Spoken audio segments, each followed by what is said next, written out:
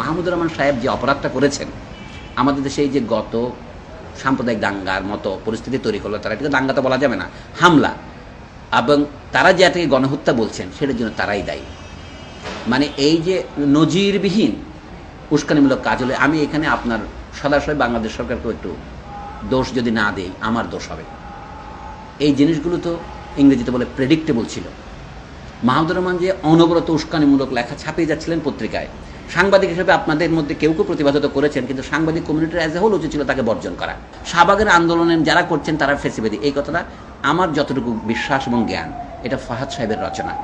এটা তার মুখ থেকে মাহমুদুর রহমানের ওখানে গেল, পিয়াস করিমের মুখে গেল, বেগম জিয়ার মুখে পর্যন্ত গেল। গণহত্যা কথাটাও তার রচনা। আমি যে আপনাকে জানতে হবে, এই আন্দোলনের প্রধান তাত্ত্বিক হচ্ছে ফরহাদ মাজহার।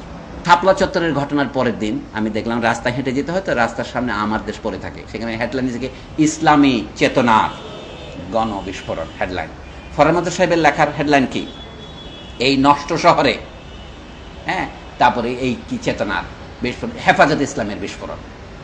তাহলে দুটো ভাষার মধ্যে যে আপনি মিল দেখেন, তাতে বোঝা যায় তাদের মধ্যে চিন্তার একটা মিল থাকে। আমি তো ওনাদেরকে বড় মানুষ চোর বলতে পারি না, সাধুই বলি। সাধুতে সাধুতে মাসতুতো ভাই।